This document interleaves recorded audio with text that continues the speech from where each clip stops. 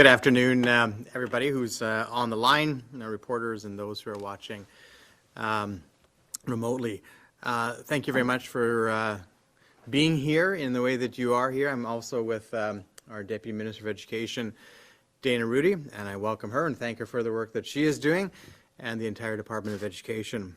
I also, of course, want to, as we always do, begin by thanking our teachers, our EAs, our bus drivers, the janitorial staff, everyone who is working incredibly hard in our education system. Like every part of society, it is a difficult time. It doesn't matter what area of society you're working in or what your role is, it is a challenge for sure.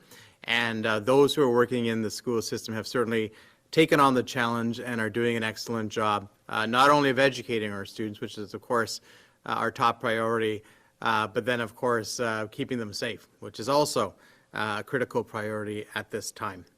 I would acknowledge the parents, of course, who are also adjusting to a number of different things, and our students who are having a most unusual school year, but are still, of course, there learning by and large and are also benefiting from the great work of all those in the school system. So I know that there's been much anticipation about today's announcement, and there will have been many who wish that it will have come sooner, and I hope that everyone will understand that the decisions that are made around schools don't just involve the education system, but of course it involves those stakeholders who are in the system, but also public health, because we have to be well aligned and following the information and the advice of our public health leaders, and understanding that there is a context that decisions are made that aren't just in the education system. We have to be aware of what is happening more broadly in the Manitoba community when it comes to COVID-19, and ensure that our decisions match their public advice as well. So after consultations with public health, we are announcing that we will move to a period of 2 weeks of full remote learning for grades 7 to 12, following the traditionally scheduled Christmas break. Kindergarten to grade 6 students will be able to continue to attend school in the regular times that they would be expected to, but families who choose to keep their students at home in that K to 6 age range are able to do so. The remote learning period then will be from January 4th until January 15th, with students expected to return in class on the January 18th date, unless, of course, there are other public health issues that arise at that time.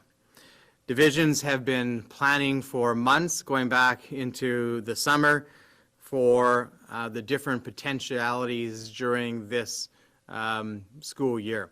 So obviously they did remote learning in March. It was more unexpected at that time and less planned, but they certainly took that on as well with a great deal of professionalism, and everyone performed to the best of their abilities at that time.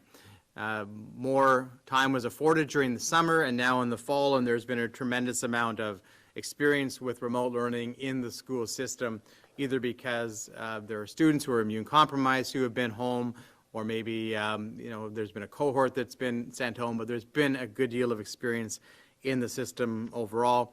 We have added 2 additional PD days that was announced a few weeks ago, and that was in response to questions and concerns that we had, or we were getting from teachers in terms of wanting to have more planning time.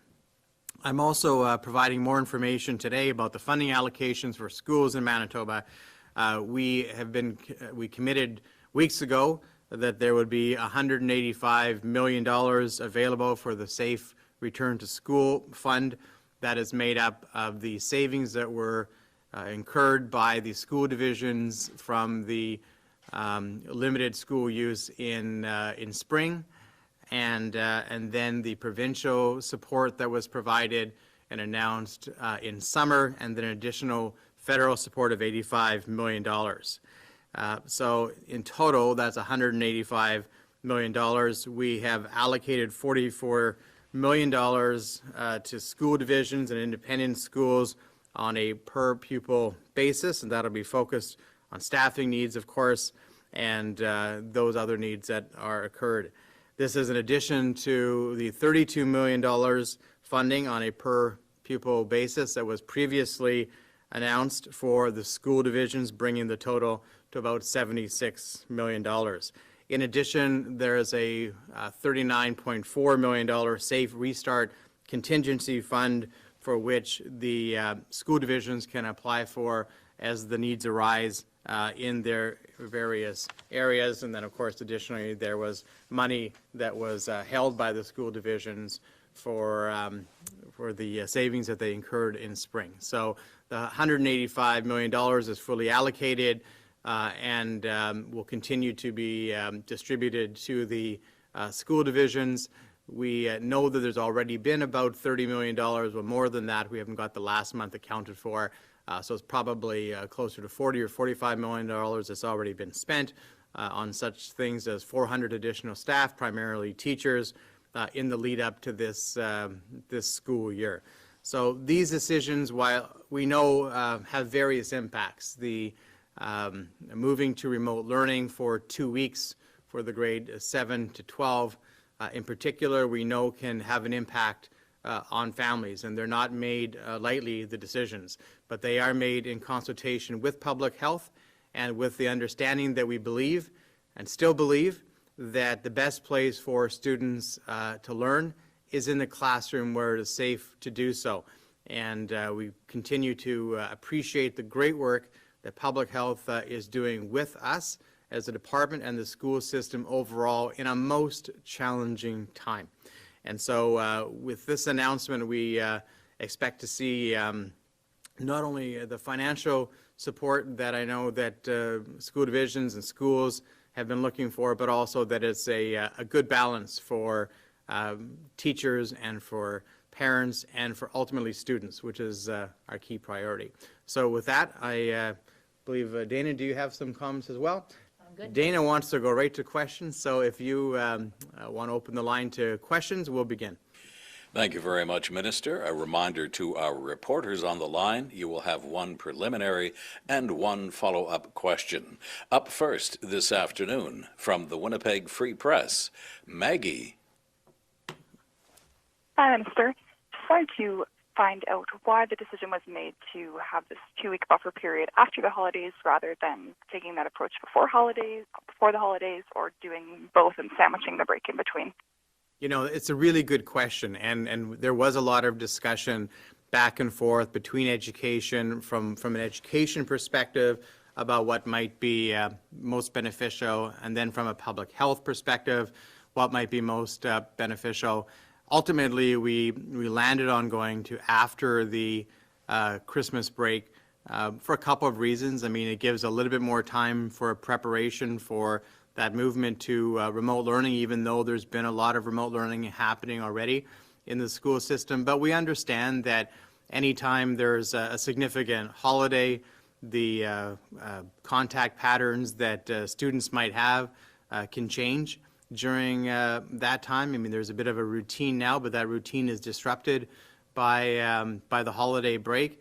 And we have seen traditionally in other places and in Manitoba where there is that holiday break that the COVID-19 numbers can go up after the break. So this provides, from a public health perspective, some additional assurance just to see what those numbers are looking like.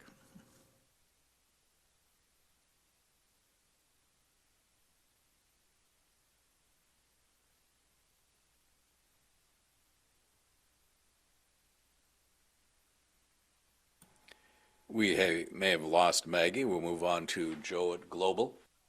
Still here. I couldn't hear the minister. I wasn't sure if he was done talking because I saw on my video screen he was still talking.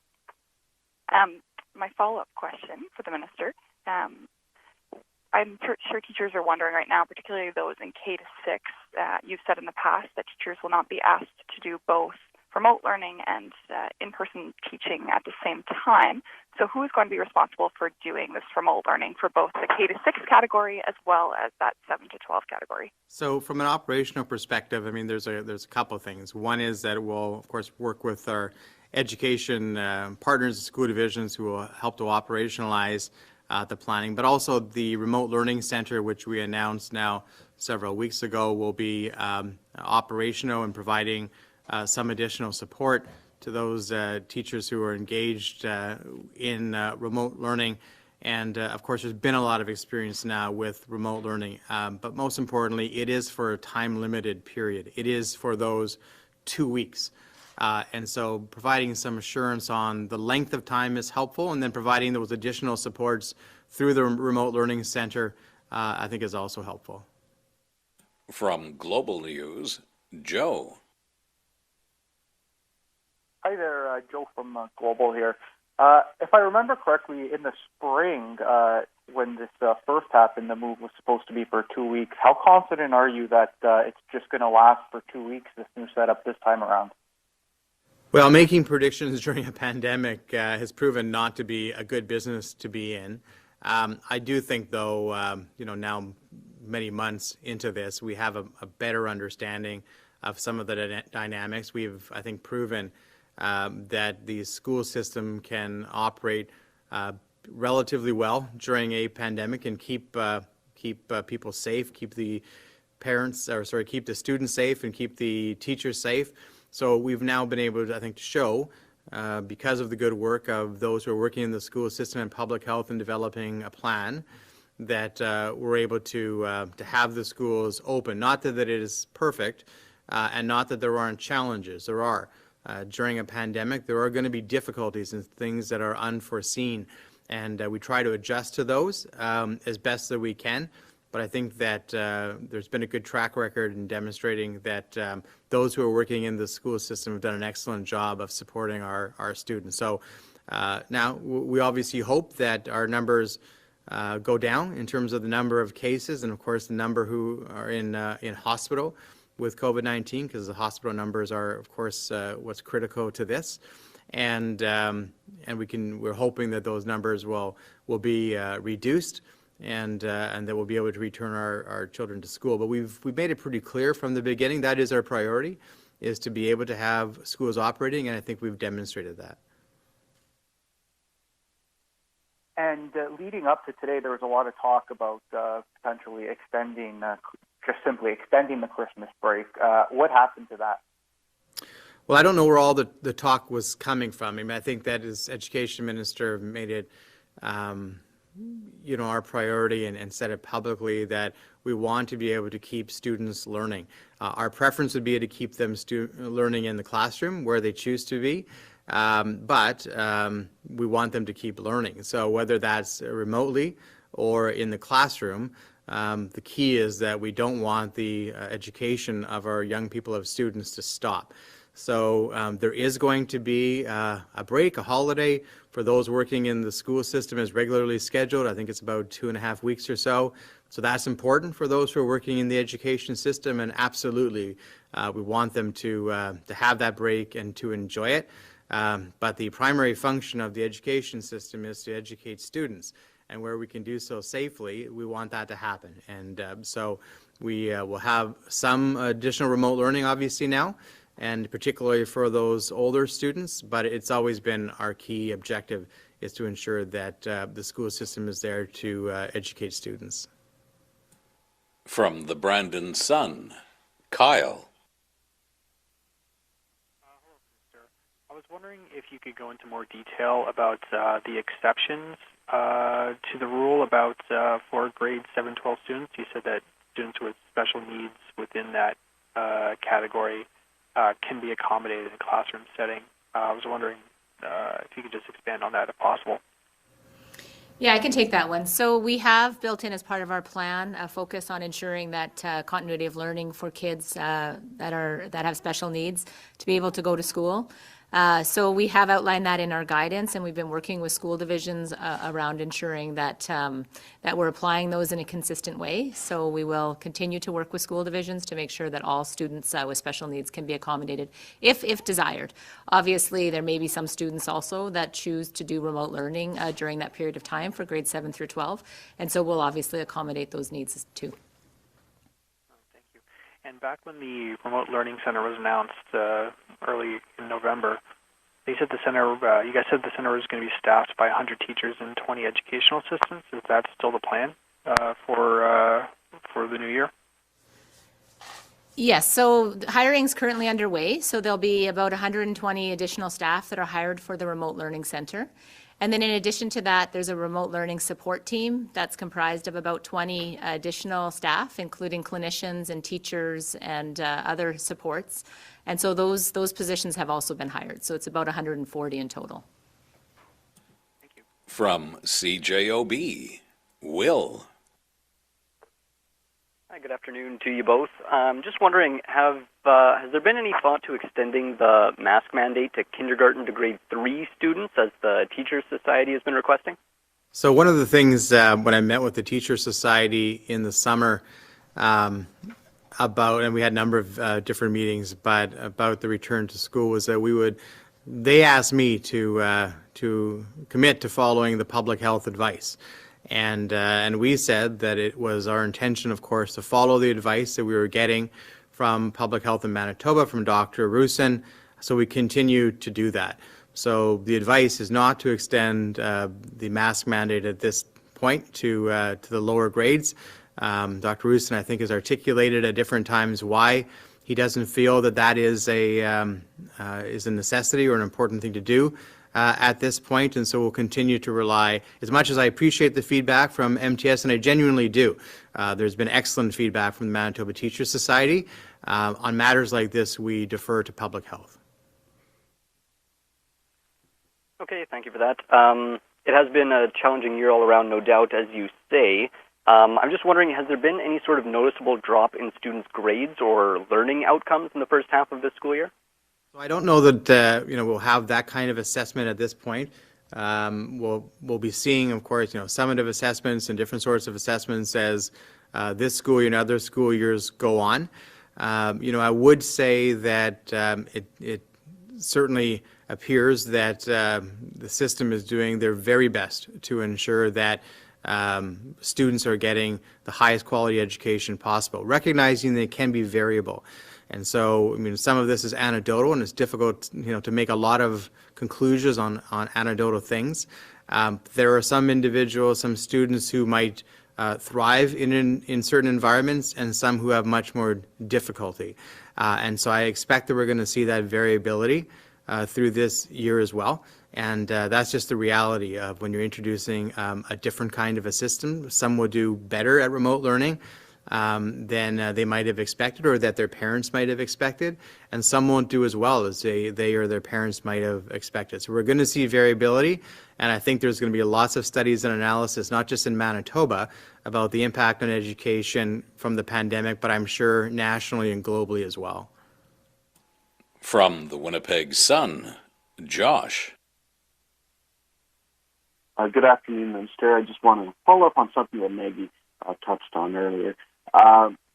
When we look at 7 to 12, they're kind of being signaled out because they are a little bit more susceptible to be carriers or to pass the COVID-19 on, to transmit the disease. And plus, they're over 12, so they can stay at home. But we're in the middle of the second wave where we had huge spikes in numbers. If the concern is to stop the spreading after Christmas, why weren't students being held out now during the height of the second wave where we are seeing huge numbers of COVID-19? Why aren't they being held out now? So in communication with public health, and we have, of course, regular and consistent communication with public health, we're always asking those questions as they're doing the follow-up, the contact tracing, as they're doing the analysis. How do they feel about our schools in terms of safety when it comes to students? And they've consistently been saying to us that the transmission rates as compared to the rest of the community shows that our schools are safe, and certainly relatively compared to the broader part of the community. Now, this is a bit of a different time that we're going into. We all recognize that when we get into an extended holiday break, into the winter break, the Christmas break, that there's going to be changes in some of the established patterns. And based on the evidence that public health has seen both in Manitoba and I think in other parts of Canada and North America, there is, out of some abundance of caution, a desire to ensure that we're being proactive in trying to ensure that there isn't the uptick of numbers following that break. Obviously, students were home during the spring for remote learning. Could you tell us how that environment has changed for remote learning since the spring? What's the experience going to be like for students? I know it's going to be different from school division to school division, but for those who haven't been in remote learning since the spring, how is the experience going to be different? So I think that you're right. It'll be different from division to division and maybe from school to school. But there's no question that in the spring, when we moved to remote learning, it was not what educators had been planning for when they began that school year, nor was it what parents were planning for or what students were planning for. And so we saw a lot of variability where there were some school divisions, I think, who maybe were able to adapt a little bit more quickly by the nature of the resources that they had or the nature of the population that they were serving, and others who really struggled at it. And that variability extended, of course, to students as well. Now I think because of the planning that's happened by those within the school system over the summer, we're seeing a lot more preparedness, whether that's in lesson planning or technology, to be able to deliver classes online. Of course, Zoom is something that may have been somewhat more familiar to younger people than perhaps my generation in the spring. But I don't think there are many students anymore who haven't had a significant experience with that technology now. So even as a parent, I can tell you the experience is very different from my own son experienced in March, where a lot of the learning was much more paper-based, being sent home, and now because of the school division that he's in, where they've been in remote learning for a couple of weeks, it's much more interactive and through technology. So it's a different experience for him as it is for me as a parent watching his experience. So we expect, again, recognizing there'll be variability, but there's a great deal more preparedness. From CBC Radio Canada, Gavin. Hi there, Gavin from Radio Canada. Minister, or Deputy Minister, what sort of services are offered specifically in French at the Provincial Remote Learning Support Centre? I know in the French language there's a big lack of French-speaking teachers right now.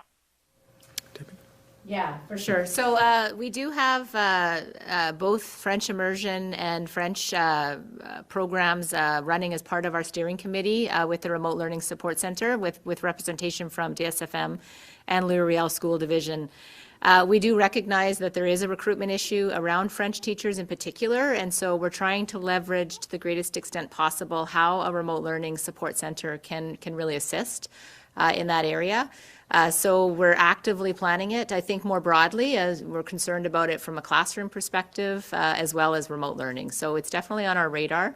It's included. The materials will be available in both English and French for the resources as part of the repository. And the website that's been developed for the Remote Learning Support Center is in English and French as well. Are there any Francophone teachers or EAs among the 140 people that are going to be working there? Well, I think obviously the hope is that we're able to recruit positions, and then we'd have to have contingency plans in the event that we're not able to hire enough French teachers. Obviously, our priority is to have the French teachers within the classroom settings to the greatest extent possible. So for at this point in time, we have not hired any of the positions. The recruitment is underway, and so as soon as we start that recruitment process, we'll have a better sense about the extent to which people that may have been retired or substitute teachers or others that may elect to participate as part of the Remote Learning Support Center. From CBC Manitoba, Erin. Good afternoon, Minister. My first question is, given the trajectory of COVID-19 in Manitoba and the fact hospitals are at capacity now, and staffing for hospitals isn't great over the holidays, and people will be mixing with their families over the holidays, we're going to see quite a spike in cases. Why not just say we're going to do this preventative measure for both K to 6 and 7 to 12? So I mean, that's very much, a question that we rely on public health advice for. So, as a Department of Education, our priority, of course, is to ensure that students are getting an education. Our preference would be that schools are open for that, but we need to do it safely. So we rely on the advice of public health. They're doing the analysis on the COVID-19 numbers on a broader perspective. It's not the Department of Education that's doing that analysis. They're making the determination of how they feel the numbers might look in a day or a week or a month. And then, we're coming alongside of that and giving them our input in terms of an education perspective. But, we rely on public health advice in terms of how they feel the trajectory of COVID-19 is, and they support this plan. They think it's both prudent and balanced in terms of ensuring that students can, by and large, have the availability of in-class learning, except for a brief disruption primarily for those in the older age groups. Thank you for that. Secondly, in the release, there's a line that says, evidence suggests that older students have a higher incidence of contracting the virus. I'm wondering if you can provide this evidence or suggest where it came from. So, I mean, that evidence is provided by public health. It's something that we spoke about, I think, even in the summer when we were talking about our back-to-school plans, that there had been, that evidence coming from other jurisdictions as well, not just in Manitoba. And it deals a lot with issues around viral load as you get older.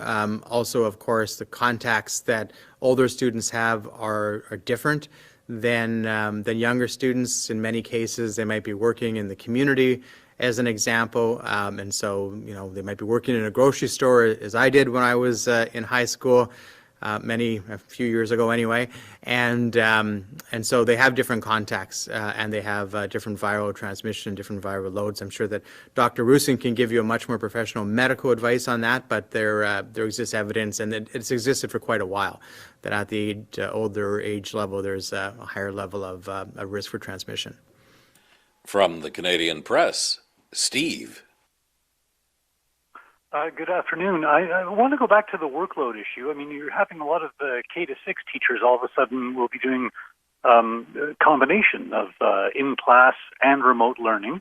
And I know you've got the support center there to offer support, but in terms of doing the actual teaching now to two groups, how are the teachers supposed to handle the workload? What extra help is being offered? Well, that's partly answered in the question. You mentioned, Steve, the Remote Learning Center, which will provide some additional support. There may also be additional support from the older grade teachers in certain environments where they might be able to move over and provide some of that additional support. There's also, of course, time for planning and recognizing that a lot of remote learning has already been happening. This isn't like March, where there was a very quick shift and an unexpected one. This planning for remote learning has been happening now for a very long time. And then also, very importantly, it's time limited. So, and one of the great challenges that we had in March was that we didn't really know maybe how long things might go on or whether or not we'd return to school. We were fortunate to come back in June on a limited basis. We're much more confident now to be able to return to classes after that 2-week transition to remote learning for the higher level grades, and some, of course, for the K to 6, where that option is exercised by the parents. Okay, and a two-parter. I understand that the Remote Learning Center is not fully staffed yet. Is it going to be fully staffed by the time it's required in January? And will it be offering direct instruction to the student? Because to my layman's mind, that's the only way it reduces the teacher's workload, not in a support role, but if it can take over some of that direct-to-student instruction. Yes, so absolutely. The Remote Learning Support Center has certified teachers embedded as part of that program, and so they will be doing direct teaching and learning supports to students. We do know that across the school division, some school divisions have developed really good models, and so we've been at this for a while. And so we also want to leverage the best practices in doing some planning next week with school divisions to identify how we can improve for all across the province. So we'll be looking to try to leverage those best practices, but certainly they will be teaching directly to students, as well as offering learning supports and instructions to parents and caregivers as well. From CTV Winnipeg, Josh. Good afternoon, Minister. Just wanted to circle back to the issue on putting this in place after the break and not before, with a number of cases already in schools and the news release stating that older students might transmit the virus. How would you respond to people who are concerned about students potentially taking this virus home to their families over the break? So I would respond in the way that we've been responding, throughout the school year and even before school came back. There's been a lot of planning that went into place to get back into school in September. Public health has been, very involved, both in terms of the planning and then the follow-up on a daily basis as we've moved through the school year. While we have seen, of course, more cases come into schools than we would want, because there are more cases in the community than we would want, and schools are part of the community. What we haven't seen evidence of is that widespread transmission within the school. So there are certainly cases that are coming to the school from the community, but because of the great work of teachers, EAs, others in the school system, there has been, comparatively to the community, much less transmission within the schools. And so we continue to rely on that public health advice that schools are safe places to be, and where they feel that there are other things that need to take place. And the Hanover School Division is an example of that, where the transmission rate in the community went up fairly dramatically, and public health made the decision to move the Hanover School Division into remote learning. Well, then they take that action. So it's not as though they are unwilling to take the action, but they take the action based on the evidence that they have. As a kind of a follow-up to that, with the emerging availability of rapid testing, is the Department of Education, in conjunction with Public Health, considering doing any surveillance testing, and when might we see that happen? Rapid testing is something that our government and our Premier have indicated is a priority for us, and that we do believe that education has a role in that as well, and I do believe that you'll be hearing more about that in the relatively near future. From City News, Mike. Hi, good afternoon. Mike Albanese from City News. Question about hiring staff. Do we anticipate any issues hiring teachers, EAs, or substitutes partway through what is the first pandemic school year? Is there any apprehension by those you're trying to hire, or how are hiring going? I mean, I guess there's two parts to that question. It is a challenge, right, in terms of ensuring that we're able to have the staff that we need within the school system. There are some mechanisms within education that have existed for a long time that allow for additional support within schools, and some school divisions have been utilizing those long-term mechanisms. Of course, they were doing planning in the summer and hiring additional staff. I think more than 400 additional staff, primarily teachers, were hired in the lead up to this. But of course, as the virus has progressed more significantly than we would like in Manitoba, we've had more teachers that have either become sick themselves or have had contacts and had to self-isolate. And so rapid testing is a part of potentially a solution, and so that is being examined. It has been mentioned before. In terms of apprehension, whether or not teachers are sort of unwilling to come back into the system, it's one of the reasons that we engaged the Retired Teachers Association specifically on the Remote Learning Center as an option for them to take. that they might feel more comfortable operating in something like the remote learning center, and so they have the teaching professionalism and expertise, but it might mitigate some of their concerns around risk. So we are trying to find ways to engage those teachers who might otherwise not want to re-enter the regular school system for a variety of different reasons. Thanks for that. And follow-up here, I mean, I don't know if you'll be able to answer this, but is there an anticipated high uptake or low uptake to the remote learning for grades K to 6? Are we able to tell as an estimation right now? It's difficult to say, until the offers are sort of made and until now this announcement is out. We've still maintained, relatively high attendance within the school system, and so that I think is an indication that parents, value having their students in class, and that students want to be in class. Certainly. In the area that I represent, I've had many phone calls about the desire for parents to have their students back in class, and I'm one of those parents. So when it's safe, I want my son to be back in class as quickly as possible. So there's clearly a desire, I think, for there to have the opportunity to be in class, but it has to be measured against the public health advice that we're getting for safety. So it's hard to say what the uptake will be in terms of remote learning. Most of the school divisions have been offering remote learning already, and there certainly has been some uptake, but the attendance in school has remained relatively strong. From CHVN, Taylor. Hi, good afternoon. You talk about the Remote Learning Center being a place to give support to students, but can you specify what that support is, especially with students who will be learning different things in their own classrooms and teachers having their own specialties? I missed the last end of that, and their own, pardon me, just if you could just repeat the last portion of that sentence. Yeah, just how will they be giving support to students when students have their own things that they are learning in their own classrooms and teachers themselves have their own specialties?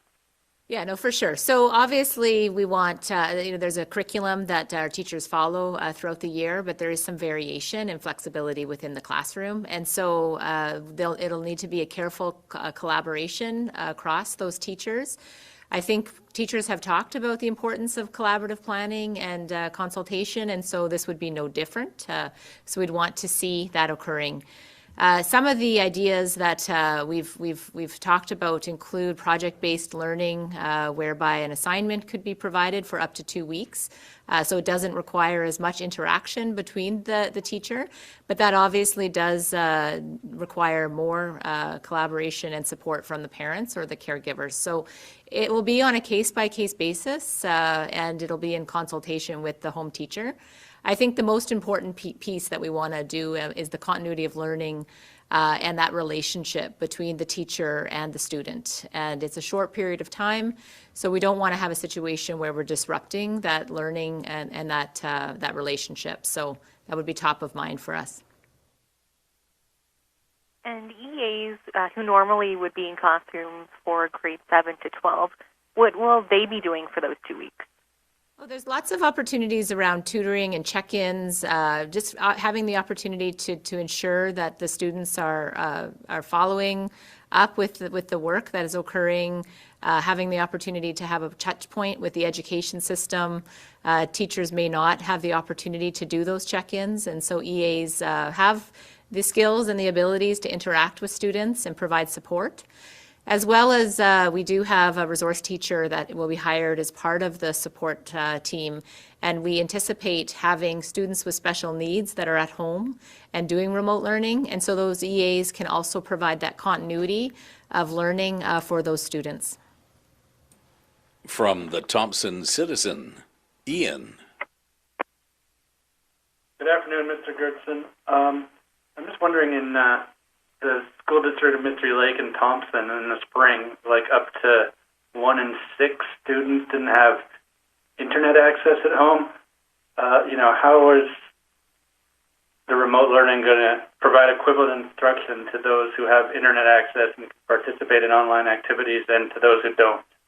You know, that, and I think Deputy Rudy may want to speak to some of the details as well, but I do recognize that there's variability in the different parts of Manitoba when it comes to access to a variety of different things, and certainly technology and internet connection is one of those. So while I know that there are other means by which there can be interaction and connection, and we've supported those means, it doesn't mean that it isn't a challenge. Now, again, I think this is for a relatively short period of time, and so that'll be helpful. It's not an undefined period of time, and there's time for that preparation for those 2 weeks of remote learning as well. But I don't want to minimize the fact that it isn't exactly the same in every part of the province. But Deputy? Yeah, no, I would add that Mystery Lake and Frontier, for that matter, have really had good experience in trying to ensure continuity of learning for their students. And they've shared with us many stories of how they've adapted and been flexible, both in terms of the delivery of print-based materials and trying to, the challenges with technology, but also geography in terms of how they're getting that education to students and how they're leveraging different parts of the community to ensure that students learn. So the resilience of the North in particular, and I think really does come out quite loudly when we're planning with those partners. And they've been planning just like every other school division and trying to figure out how do they cater to their particular student population. And so I would say that they're just as ready as every other school division in terms of figuring out how to ensure that continuity of learning. It may not look the same, and it may not be remote, digital, it may be print-based, but again, have a lot of confidence in those school divisions of the North in terms of the preparations that they've undertaken. Okay, thank you. And then just the second question, is there a concern that like K-6 teachers are only going to have 2 weeks to sort of prepare to be delivering remote learning and in-class learning while also, teaching their classes right now? Like, are they being asked to do too much between now and Christmas break? I never want to minimize, the challenge for any profession in a pandemic. This is obviously something that all of us in society are going through for the first time in our living memory. And so the challenges are there in every profession, and certainly teachers have stepped up as well in a very, very difficult time. They've done a remarkable job. I would never minimize the challenge that they and EAs and janitors working in the system, bus drivers, everybody has had to take on a very, very difficult challenge. And that's true in every part of society. So not to minimize the efforts that they have to take on for sure. We are glad that, the standard break is coming up. We do know that that's going to benefit teachers to be able to get that time and to be able to be with their own immediate families in their household during that time. And we think that that'll be an important break for them as well. But I don't want to minimize, the challenges that are happening either within the education system for teachers, but also not to suggest that those challenges aren't happening everywhere in society. It is a difficult time. Everybody's doing their best in this time. And I do believe that, from an education perspective, that our teachers have stepped up and done tremendous work. They are deserving of the Christmas break or holiday break that they're going to be getting. And I also know that they'll step up when it comes to those additional different 2 weeks after the break. And that we certainly hope that they will continue on to have a great school year beyond that, because we also have to remember that as challenging and as difficult as this is for teachers, and as it is for EAs, and it is for janitors and everybody else who's working, and bus drivers, everybody else who's working in the system, it is really important for our students to be able to be in schools where they can, and if we can do that safely, it is our absolute top priority. And we do hear some, many remarkable stories of how the staff is stepping up to make this as good a school year for students. It might be different and difficult, but it doesn't mean that it's not going to be rewarding for students in many, many different ways. We might not always see that until the other side of this. So very, very appreciative of the work that everybody is doing in the school system. We know that they're going to get a well-deserved break, and the traditional break for those who are working in the school system, and then the 2 weeks after that is going to look a little bit different. But we think it's for the safety of the community for sure, and then ultimately it'll be beneficial for our students and those who are working in the system. Our final reporter this afternoon from CBC National News, Cameron. Hi, Minister. Just to clarify, I think this kind of goes to the first question you were asked. In terms of the COVID numbers and the potential that we could find ourselves in a worse situation, or at least as bad situation, once kids are out of school, they're out of school. I know in my school division personally, when we've been offered to take our kids out, they're out. We don't have the option to put them back in. So if people are opting to take their K-6 kids out, should they be doing that under the caveat that if things get worse, they will not have the option to put them back in? Or, I guess, should they assume that it could go more than 2 weeks is what I'm asking. So, yeah, very good question. I think that we want to give some assurances to parents and caregivers that this plan is really a preventative plan in anticipation of increased transmission, that decisions that parents are making for this period of time are intended to be limited to up until January 15th. We'll be working with school divisions. We're going to try to learn from our prior experience with remote learning and try to improve it and make sure that it's a balance that supports teachers and students throughout that 2-week period. And so there's no obligation for parents to extend beyond those 2 weeks. This is, like I said, it is a preventative measure, very targeted approach to try to minimize any additional transmission that may occur as a result of people that are out of their traditional routines as a result of a holiday break.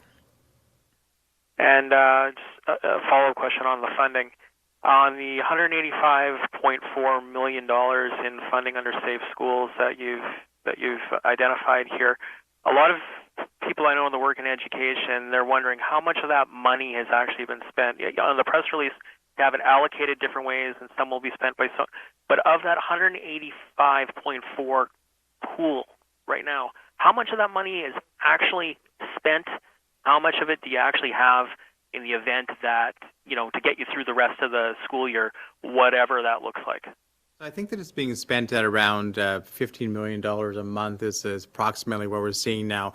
Of course, it takes a little while for us to catch up on some of the costs that are coming in, but it seems to be from a school division level that we're getting at about $15 million a month. And then, of course, there's additional costs that are being incurred, whether, that is for, the different support that we're going to be providing on remote learning or other sort of opportunities. But it's about running at about $15 million a month at this point, but recognizing that could be changing. Thank you. Thanks, everyone. This concludes our media briefing.